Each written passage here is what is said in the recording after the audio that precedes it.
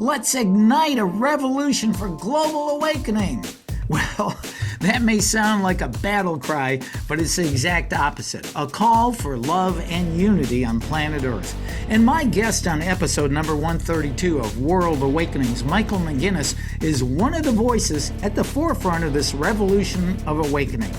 In this show, Michael explains how some huge personal transformations led him to writing a couple intriguing novels that clearly lay out the path to a global awakening from the dark into the light for all of humanity. This show is filled with wisdom that leads us to our awakening to the light and truth revolution with Michael McGinnis. Whoa, baby! This is World Awakenings, the fast track to enlightenment with your host, Carl Gruber. World Awakenings is a podcast dedicated to opening your mind, your heart, and your eyes to the fact that the world's population is now, more than ever, awakening to all things spiritual, metaphysical, and enlightening, and just how they play an all-important role in our daily life. So join Carl on this enlightening experience as he interviews metaphysical and spiritual experts to discuss, debate, and delve deeply into the hows and whys of this worldwide awakening. Everyone, I am so grateful and happy to welcome you once again to this show, World Awakenings, the fast track to enlightenment. I'm your host, Carl Gruber. Now, as usual, we bring you another fascinating guest who hopefully will help you to climb aboard that path of awakening to all things spiritual, metaphysical, and enlightening. Now, before we meet him, I'd love to have you check out my book, True Spirituality and the Law of Attraction, a beautiful symbiotic relationship, a book that will help you to create a rock-solid personal foundation based on the integrity of the universal truth of love and oneness. Get your copy today by clicking on the link listed below. Now, on today's show, we meet a phenomenally talented and original man who is one of the few voices in the world attempting to point humankind in the direction of awakening to that love and oneness we speak of. That man, our guest, is Michael McGinnis. Starting his early life out as a law-breaking high school dropout and experiencing a few massive personal transformations in his life, he has become a successful author, penning two books. Book one, The Essential Revolution, and Book two, The Invitation, and a third book on the way, which are novels aimed at awakening of humanity on a global level. As one review of his book poignantly stated, his books are where fiction meets reality. I love that. Now, let's meet Michael McGinnis. Welcome, Michael. Hi, thank you. Thanks for having me. Oh, man, I'm so excited to have you on, man. You know, I love, as I mentioned earlier before we started recording, I've had so many amazing, interesting guests on this show, and obviously you feel that. What I've read about you, man, you have not lived a boring life, have you? Not at all. Well, how does a law-breaking high school dropout go on to become a prolific writer bent on helping mankind awaken the truth, loving, unifying, forgiving, peaceful world? How does that happen? Well, I mean, I guess I would say, how did it not happen? You know, I mean, it's Yeah. that level of suffering and stuff that I went through and saw and was a part of, and victim to, perpetrator to, all of it.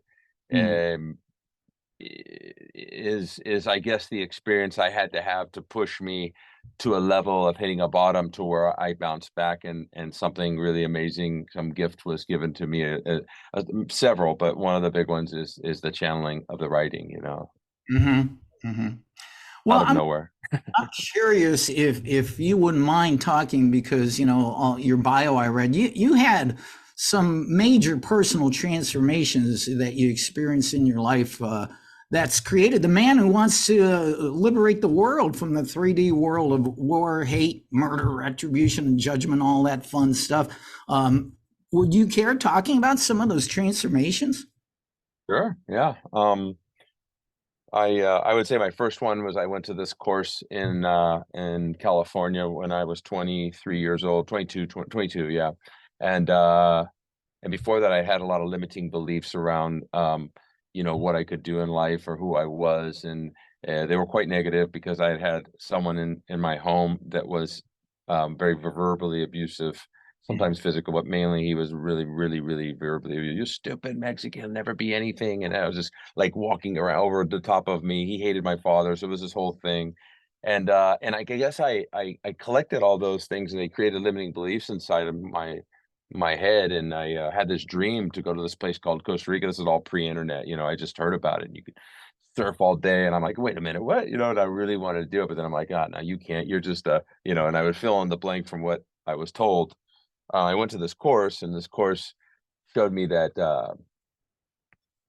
that I have a conversation going on inside of my head, and we all do. And we're talking to ourselves constantly, and the words that I say become my reality. And they do it in a very forceful, well, not forceful, but like impactful way over a 3-day period. And a lot of it had to do with me getting out of the victimhood mindset where I didn't know I was mad at my mom, and I was mad at my mom. And anyways, you go through this whole process where you realize that that person, my mom, was doing the best that she could with what she had at the time by letting this person in. Same thing with him. Same thing with all the other stuff in life. And then this what boom, you end up apologizing to the person you've been blaming, and Mm. then also you breaks down all the like things that you thought the way things were. Like I was a salesman, and I go into a place, and I thought just immediately like he didn't like me because my hair was long, and the look he gave me, and I figured out, well, wait a minute. After going to this thing, maybe he just always has that look on his face, and it was true, and so that was my first transformational experience. And I became, I kind of parlayed it out into a lot of success, moving to Costa Rica, surfing all the time, big waves, getting way into it, racing cars, having all the stuff of life. And then Wow. kind of came to this place after I had all the stuff where I was empty inside. And I actually got to the point of suicide. I was so miserable, and I had everything.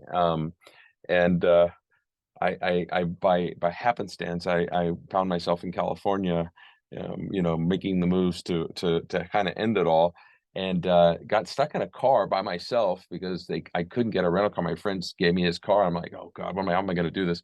Anyways, I couldn't work the CD player. I'd been gone so long, and they had a guy in there talking about things I never heard of before. He's talking about, hey, if you're in a relationship and you said you hate somebody at one point, and you say you love them at another point, that relationship's destined for failure unless this. And I'm like, oh God, I never heard words like that, right? I mean, that other thing I did was really just about the victimhood and what you said to yourself in your mind, but I never heard anybody talk at this level. So I pull over on the phone, I go, hey, to my friend, who is this guy? Eckhart Tolle. And I go, what is that thing that I'm listening to? Is it a CD's on CD? And I go, what is it though? I goes, it's Power Up Now. I go, whoa. And so I go straight to Blockbuster Video, through all of his CDs in my car. This is back when they used Walkmans. And I Yeah. put on the Walkman. I'm not a reader, so I put in the Walkman, and boom, my life changed. That was the second transformational experience. And then what happened was I was able to witness the thinker thinking, and that changed everything for me, and realizing that I was never going to be able to fill this empty space that I thought was there that's not there, because there isn't any empty space, and there is nothing that I'm going to obtain in the physical that's going to make me happy, keep me fulfilled. Boom. So another transformation. Then about another, I don't know, let's call it 10 years later, had another one through plant medicine. I was going through hell with a breakup with my girlfriend, and we and I found myself at a one of those visionary ceremonies, and massive, like that was like the big one right at that time.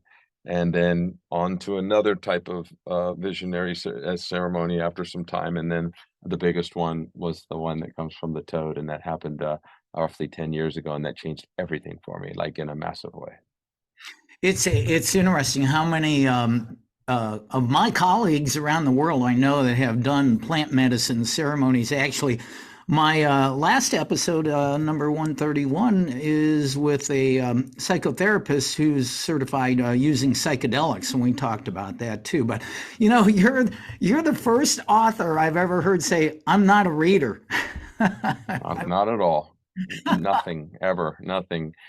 And it's weird because I never read, and this voice that started coming to me after I had this one particular massive experience that changed me from, I'm born and raised atheist, Mm. and it shifted everything to to the opposite of that. and I could hear the boy whisper so clearly, and it tells me one day, you're gonna write about this story. And I'm like, I don't know how to write. I don't know. I know how to read, but I don't read it. This is what you're doing. And I'm like, wow. And so I gave it a shot, and some people came over and looked at it, and they're like, this is good. And I'm like, there's no way it's good. I don't know what I'm doing. But my dad is a novelist, so it's kind of interesting, right? And my mom's a writer too. She's an artist and a writer. And so it just happened, man. And it's been great. It's an amazing experience, and I don't have much to do with it, to be honest. I sit down, and there's no such thing as what do they call it when you can't think of what to write? Writer's When you block. Writer's Yeah, block. I don't even know what that means. Like, it doesn't exist. It's actually, it's funny as it may sound, it's actually so much coming in that I have to capture it all with video recordings and writing on I have these big giant whiteboards on instead of windows. The windows, but we put this material on them. You can see it on my website. And yeah, it just flows through me. It's not even difficult. I have to say that it's just extremely enjoyable. The hardest part is the sitting all the time and typing, and the sitting basically, and for 8 hours on, because once I start, I don't stop. I just keep going and going and going and going until the thing's done. I can relate to that because when I write the same thing too, I can sit down with a blank slate in my head and you just look at you may sit there 10 minutes and all of a sudden it just starts coming through. I actually invite spirit to just work through me. And it's a beautiful process, actually. I'm curious too. I don't know if you want to say this, but what was that very first seminar, weekend, 3-day clinic? Was there a particular teacher you went to? Is that something you want to mention, or Sure. what? It's a course called Landmark Forum. Okay. Have you Who heard of it? taught, who taught? I have not, but who taught it? Well, it used to be EST in the 70s. Oh, okay. It's the Now, Earhart Systems. Yes, and then what happened was Warner Earhart walked away, and this group of people took it over and they lightened it up a little bit. Now I think they've lightened it up quite a bit more, but it's still very valuable. I tell a lot of people to go to it, but when I went, it was still pretty. It was pretty heavy. It was like, wow. I mean, wow, with the things they're saying, it's very direct, and I like direct. I Mhm. like the tough love. I like that. And I know it's not for everybody, but for me, it's the fastest way to be very direct with someone. Of course, in my case, if I'm going to sit down and coach somebody or something, I'm going to say, hey, are you okay with me just being direct? And if they say, well, not really, then I say, well, let's give it a shot. I won't go too hard. Or they'll just be like, yeah, throw it hard at me. Because there's people out there that love that, just like me. And it just depends on what are you looking for. Do you want to make a change in your life and liberate yourself from suffering? And if so, then for me, the best way is to go straight in. That's interesting because one of the greatest teachers in the world of A Course in Miracles, Gary Renard, who's been on my show 3 times, he says, he even writes about this in his books, that EST was a huge influence on him in his early spiritual awakening. So interesting. Well, Yeah. let's dive in a little bit more here. I've had many, many guests on the show that have explained that humanity is on a path of ascension to the 5D or whatever you want to call it, or you call it a shift that's happening to human consciousness and living. And you state that you're just a channel who speaks the words the world needs to hear during this crucial time in history. Can you elaborate a little bit more on this shift that humanity is going through? Yeah, in my story, Dimitri the hero, he says the world is waking up and falling. The world is falling apart and waking up at the same time, and Yeah. I don't think any words could be so much truer. And if you think about it, it's like no matter what happens, let's just take our personal lives, hardship, and if you notice, everybody's going through something right now, right?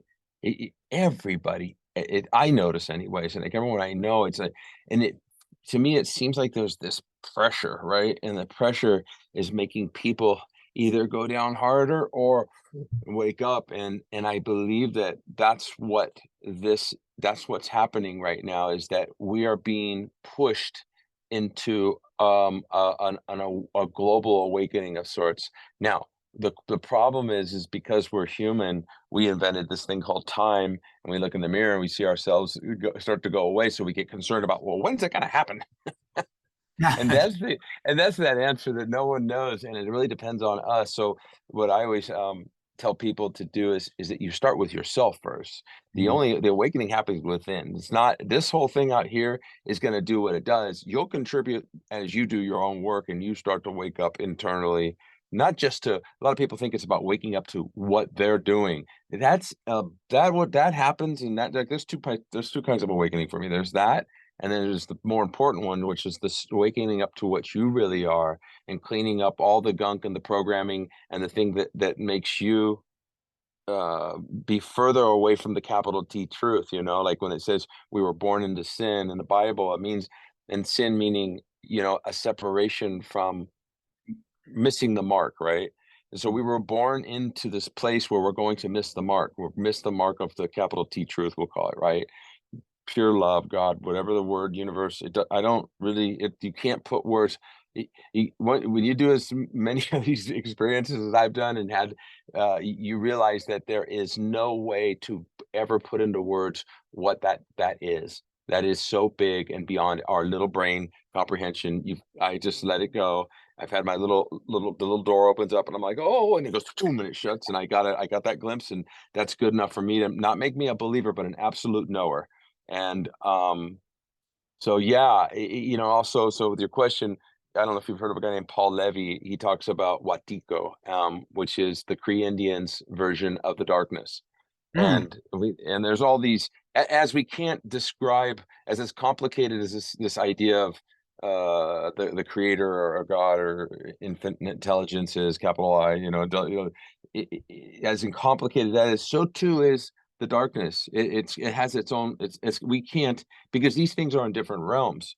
So you can go and have an experience in both ways, and I have in both, and I think that's why I can speak to them. And people say, well, it's just your imagination or you're hallucinating. No, there's no such thing as hallucinating when you take these medicines. No hallucination for me means I saw something that wasn't there. That Yeah. doesn't exist. I don't even know what that would be like.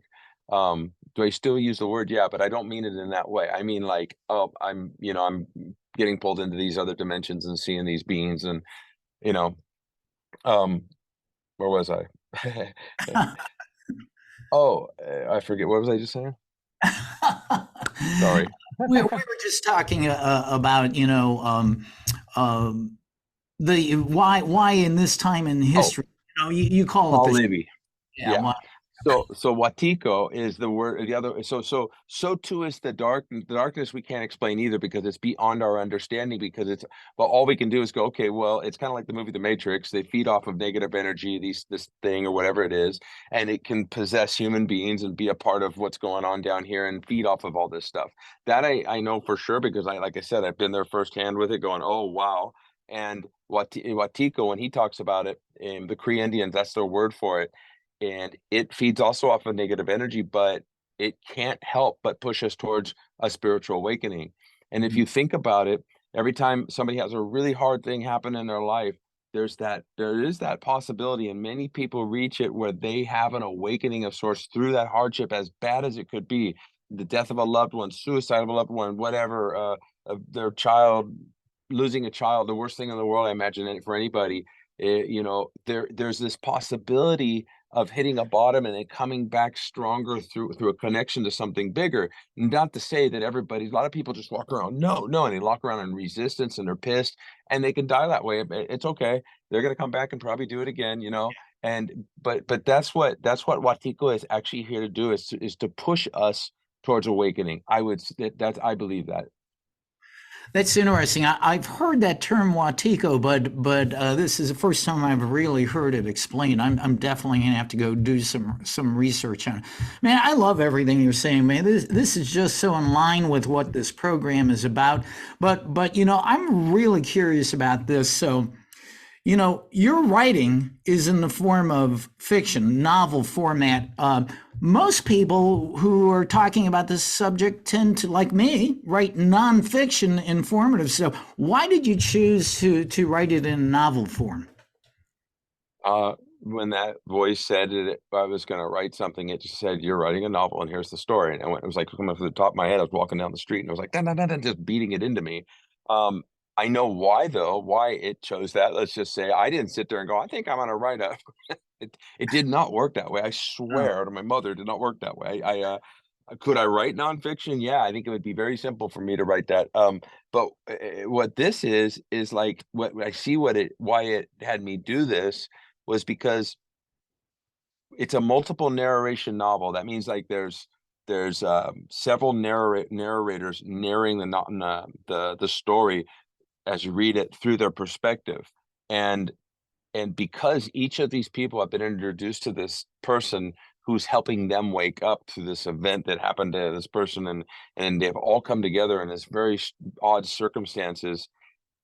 As they wake up and go through their stuff, they have their doubts too. So if he says something like, that person was just doing the best, and that person says, no, man, whether he says it to the guy or he thinks it, we're reading it, so we're agreeing, yeah, there's no way that, and so we go on the ride with this in the story as almost a character ourselves, or at least relating so much that it is us. And then when the character finally gets it, so do we, the reader. And so it's very interesting how it put it together for me. It was really cool. And what I think is interesting about your novels is characters like Marcus and Zach and Dimitri, who is the evidently the main awakener. They're really, I mean, your writing style is really descriptive, interesting characters. And who's the one? I think twin sister of Zach. She is social. Yes. Yeah, Tess. She's a character too, and I mean, if you pick up a copy of his books, The Essential Revolution and The Intention, man, you're probably not going to be able to put down. Yeah, yeah, really amazing. Well, let's keep going here too. The time that you and I are talking here in October of 2023, considering the massive chaos that has occurred in the world over recent years and even now, right now, could you speak to us how the people of the world have been programmed to think and live in a certain way and believe certain things and ideas as the verbatim truth? And what is this programming and who is doing it and why? Oof. Big question, right? Well, let's just start with, there's all these different, we'll call them players. That'd probably be the easier way to say it, right? Mhm. There's some players out there that are just walking around going, okay, what do I need to do? Oh, I need to do that. You put it, okay, here, what else now? Okay, and just tell me what I need to believe, and you can fill in the blank for whatever news organization that is, and and and and and that's just the way it's going to be for them. They cannot fathom that.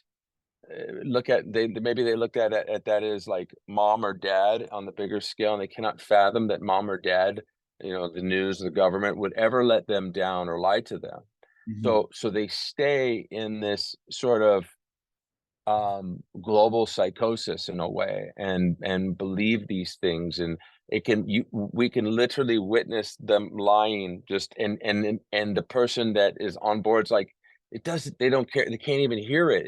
It's a psychosis, like it just goes right above their head. And so they're going to be the players in this big showdown that stand up for all this stuff that's happening. And then you've got the other players who are standing up and saying no. And then you have some people who are just internally saying no and holding a high vibration. And you have all these different people. Then you've got the ones like are really pulling the strings. And we have to wonder about that, right? Like, it's too complicated to say that there's 47 men sitting around at a big giant round table with white cats going, hee, let's do this, right? It's not that. Is there a little bit of that? Maybe you look at Klaus Schwab and you go, oh man, look at he's just missing a white cat. That's it. But but I would say it's actually much worse than that. It's much more complicated. Let's just say that there's this entity, we'll call it Watiko or the devil or whatever you want to call it, and there's or the archons, and it's an energy that's very intelligent, and it attaches on to negative, low vibration beings and controls them through those acts that they're in. So if you imagine, because a lot of people are in this for the money, so greed. A lot of people are in this for the power, right? Another kind of form of greed. people who feel that they're less than will stand up and say, move your mask up. And, the guy at the grocery store that's, maybe he's been beat on, so he gets to do that. And so it's all of the low vibration stuff that's usually being the tools of whatever is pulling the strings. And that's a very complicated thing to talk about and to really even understand. But because I've had a couple, about three actually experiences where I was in this realm and I got to actually experience what these things are up to. I just, I all I can do is I can tell you it's big. It's really big. But there's the good part. The good part is that the light will always outshine the darkness. And again, our problem is we sit around and we go, but when? And that's because we believe in time and we've created time and we're worried about our suffering within this lifetime or our kids. The answer is it's really up to us. What if you become so much like the Buddha or Christ that anything that happens around you, you're just at peace and you're like, mm-hmm. Because if you really know that you're eternal and so is that your child, could you maybe handle things a lot better? And the answer is yes, you could. Nobody wants to see really bad things to happen to our family members, ourselves. And do we need to stand up? Yes. Do we need to do whatever it takes to stop this madness? I say yes. But they got the guns, but we got the numbers, as Jim Morrison would say. You know what I mean? Oh yeah, I haven't heard that song in a while. But everything you say is quite wise and quite deep. And my question about who's doing this? I don't even know if it's important that we name names or groups. It's just that there is a prevalent dark force that has been here for the history of mankind. But now, and I believe that, modern technology, of course, the internet and the fact that we could talk one-on-one live virtually, that type of more, and it goes back to the global awakening. There's more and more and more evidence and truth available for people to see. But like you said, there are those people that are so ingrained in that paradigm that nobody would lie to me, that it just goes. But there are those of us who are paying attention, and thus beautiful books like yours and so many other and podcasts like this are helping with that awakening. Yeah, and I have a lot of friends that say it doesn't matter who's in power. I don't know if I agree with that. I think everything matters. I think that I would like to see someone in there that's just not into war. It's just like at all costs, no killing. Like that's number one. And obviously number one is also our freedom and our sovereignty. That's huge because that's what's today. That's what's being trying to taken away today, right now, and it's happening as you see in Britain. It's big in Canada, and the U.S.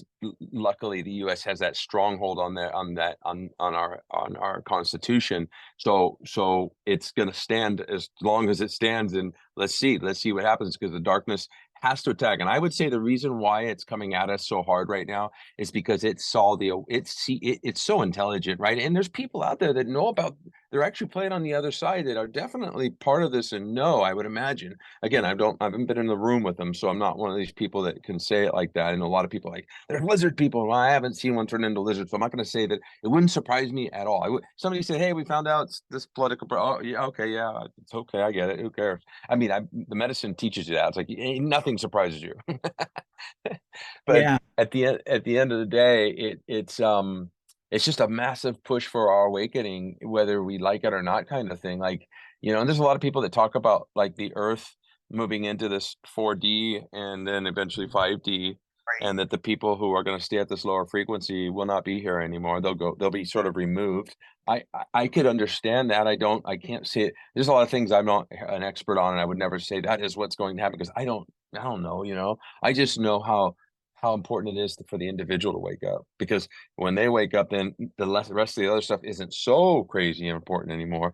And it is also important, but it's not so maybe so much suffering attached to it. And when I wake up or you wake up, then someone else looks at us and goes, hey, what did you do here? Why are you so different than before? And then they shift, and that's how I believe that this thing's gonna really go down. You know what I mean?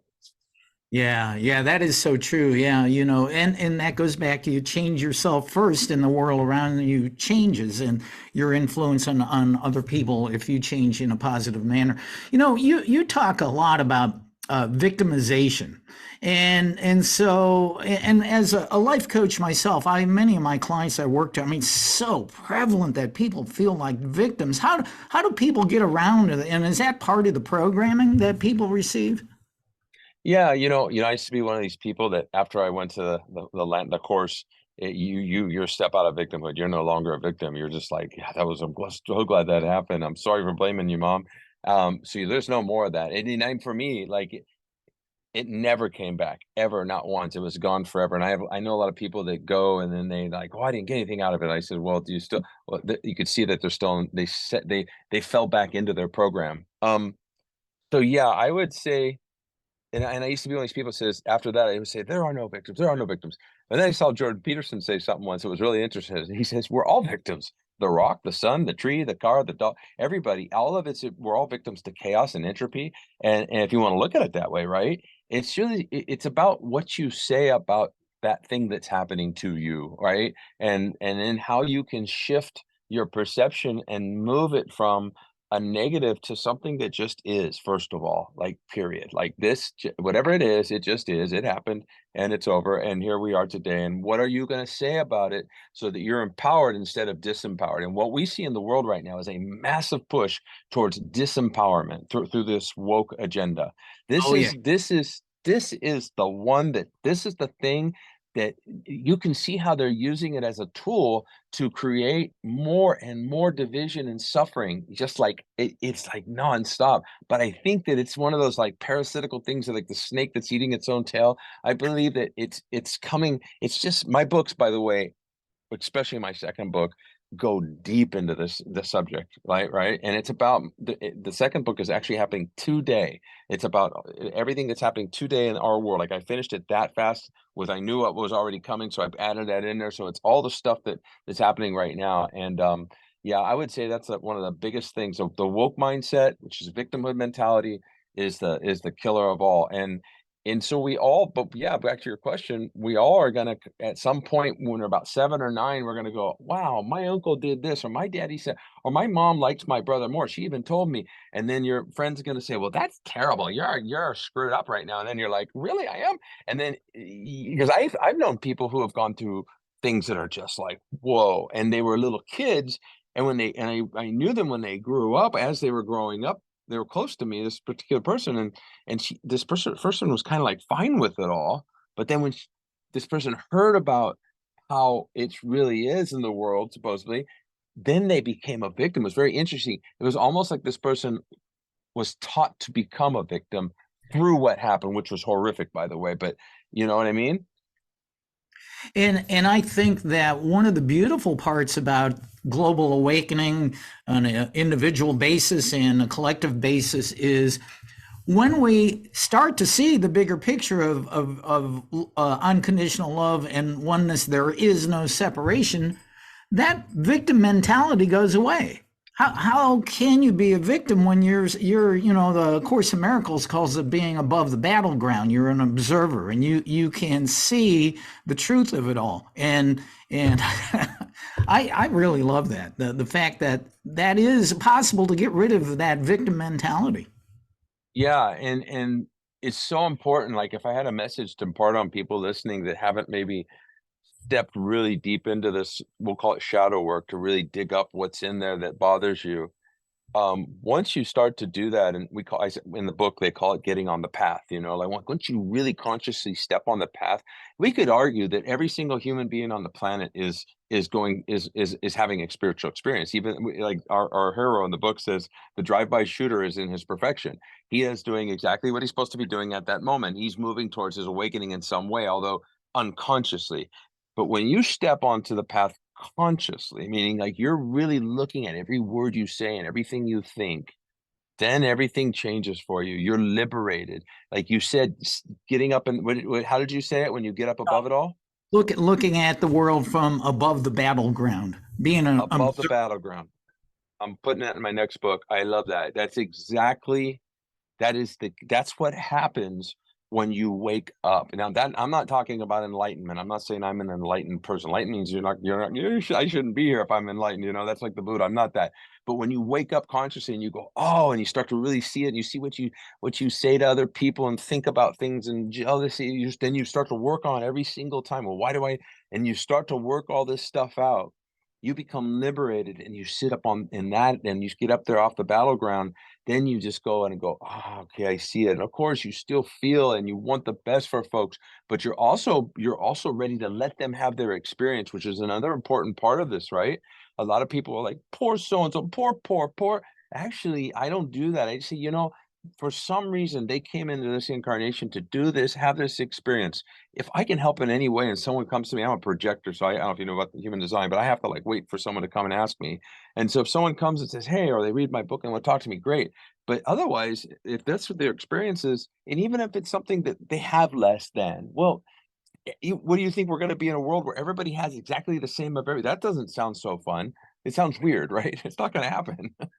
So everybody is having their experience. I was in India and I saw a woman who like literally didn't have a body. She had like a one little hand. It moved her on this little thing, like a piece of wood with four wheels on it, metal wheels. Like, and she'd get out to the bridge every day and people would give her money.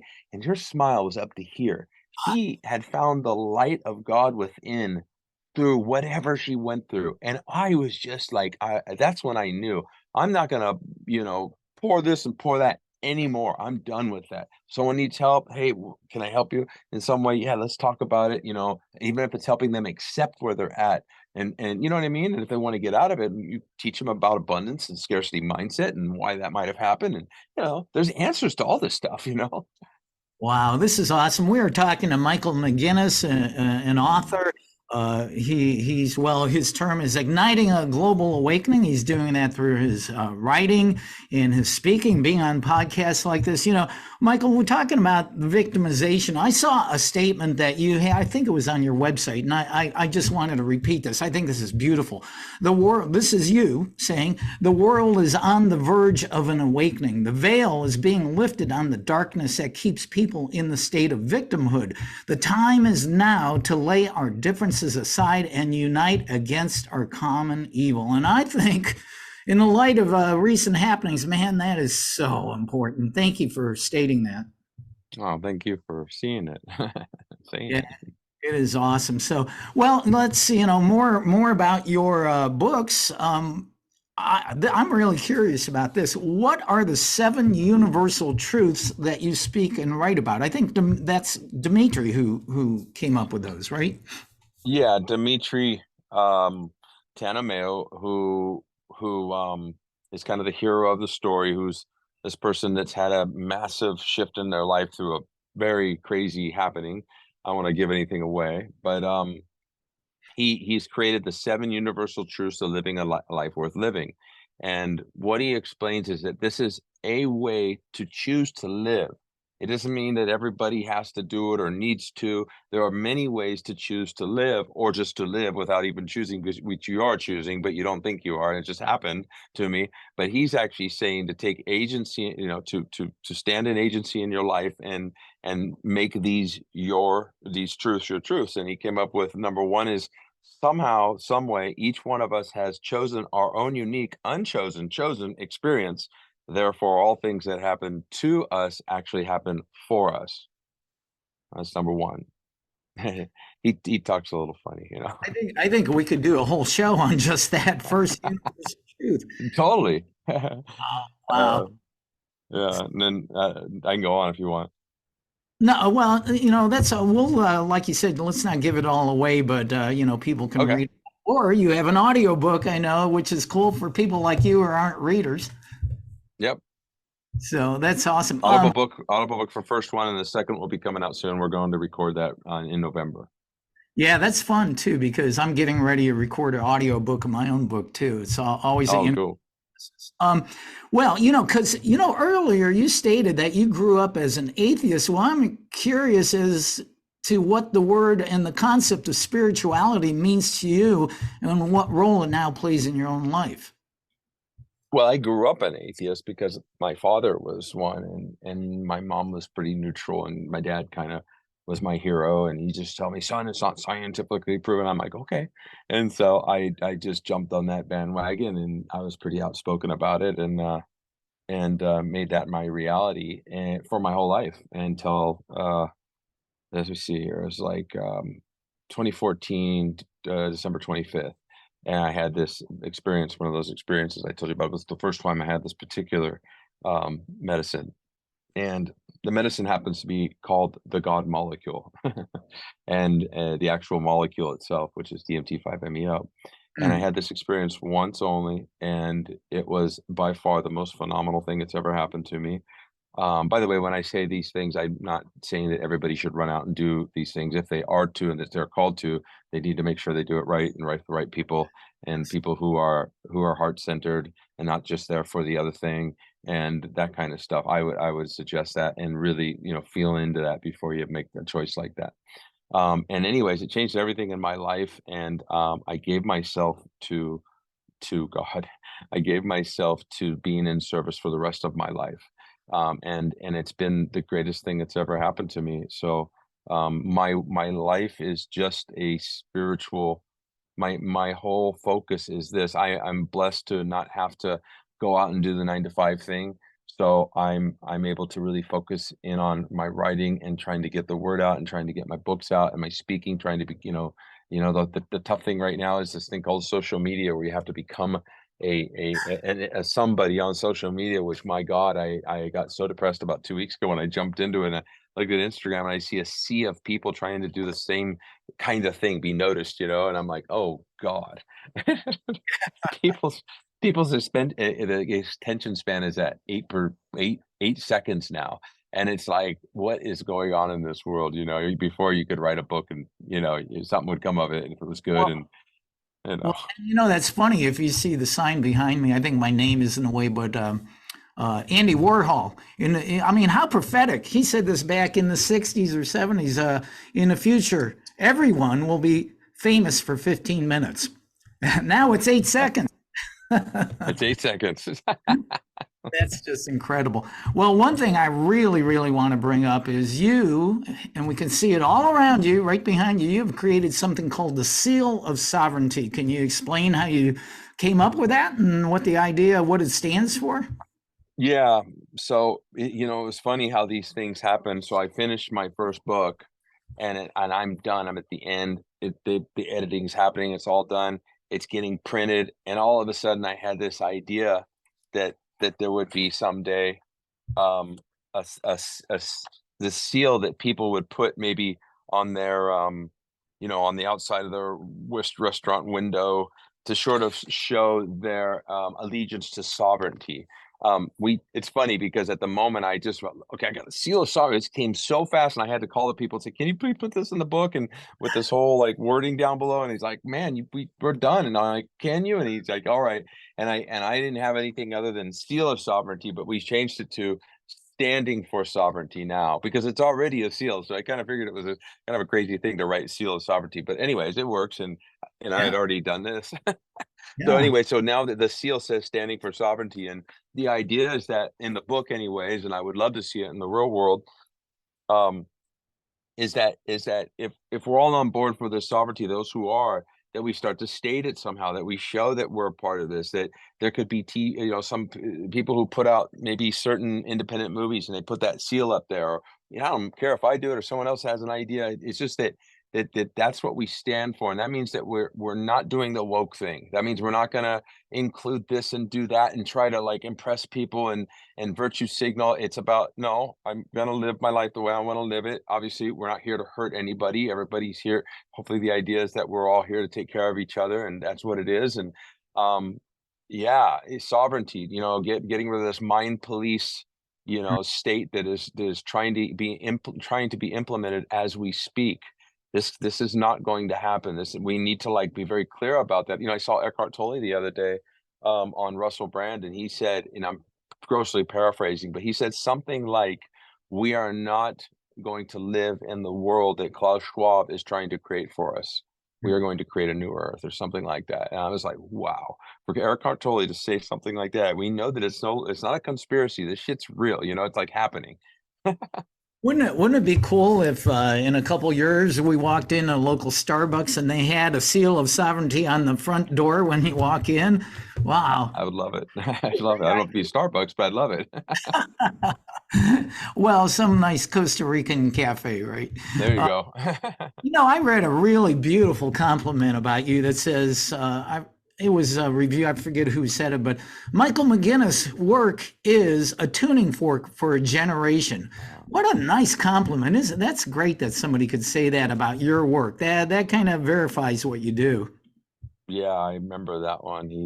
He referred to me as the Rick Rubin of spirituality or something like that. So, and that's a huge compliment to me. I'm a big fan of Rick Rubin's and yeah, tuning fork. Beautiful. He wrote that very well. Really nice. That's great. Well, I know I'm going to be respectful of your time here. We'll let you go in a little bit, but I don't know. Maybe you could say this in a sentence or two. Maybe it might take a couple paragraphs. Could you give us a summation of what you believe is the current status of our world and humanity right now? I believe that we are in the thrust of a massive shift, and we're at the beginning of it in a way.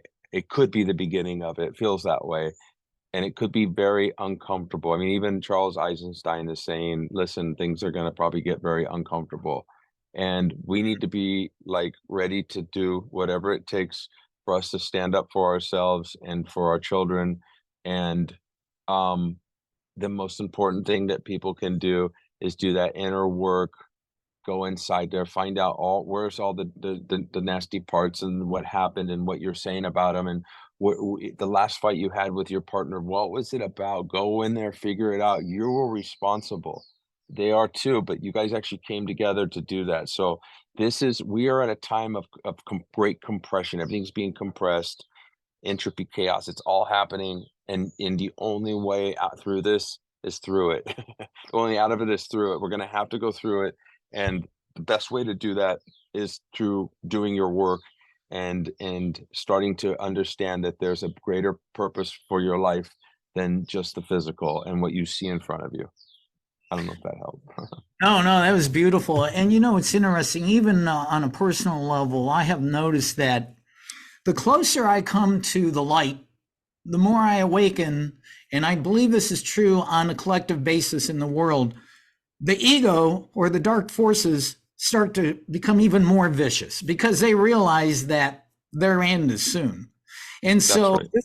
this is why we are seeing so much chaos in the world. Those dark forces or the ego, whatever term you want to use, is realize that the end is near. And we need to persevere on an individual basis and a global basis. And that's why I'm talking to wonderful, beautiful people like you are here helping. I love your term, igniting a revolution of global awakening. And thank you, Michael. It's just beautiful. Thank you. I couldn't have said what you just said better myself. Well, and Michael, So true. well, thank you for that too. How do people get a hold of you? I think I saw that you have a new YouTube channel, and you mentioned you're on global on social media, but you have a website, and people, of course, can go to Amazon and get your two books, and soon a third book, right? Yeah, and it's on Audible. There's also a Spanish version out there. Um, and michaelmcginnis.com is my website, and everything's there. The YouTube we're just starting to build, and Instagram thing is, that's not really my joy, but I'm doing my best. I have someone who helps me, does a great job, and little by little we're chipping away, trying to, get the book noticed. It just hasn't been discovered yet. I always say that, and I have to remind myself too, because it can get pretty depressing sometimes. Do Being you caught up in the soup. do you coach people like one on one or groups or? I do. I do a little bit of speaking, and I do some coaching just one-on-one with people, but I don't like have a business out of it or anything. I just have like a group of people that we do this thing called WhatsApp, on the phone or whatever, where I'm connected to all these different people, and hey, they tell me the story on WhatsApp, and I'll talk to them, or we'll get on the phone, we'll call, yeah, yeah. Well, and I'll like I said, I'll have those links to your books and your website and everything. And McGinnis is not spelled like the beer. It's No, McGinnes, right? no, NNIS. Ah, yeah. See, I Yeah. have to. So there's all kinds of ways to spell it. Michael, thank you, man. It's been a blast. I love everything you do, and thank you for contributing to the light and the awakening of the world. Thank you. I appreciate the work that you're doing. That's doing the same. We need more of us. I appreciate it, brother. This has been another episode of World Awakenings, the fast track to enlightenment with host Carl Gruber, a certified law of attraction life coach. We welcome you to tune in to each and every episode of World Awakenings as we open your mind, your heart, and your eyes to the fact that the world's population is now, more than ever, awakening to the truth of all things spiritual, metaphysical, and enlightening, and just how much they play an all-important role in our moment-to-moment daily life. Much love and light to you, my friend, and thank you for tuning into World Awakenings.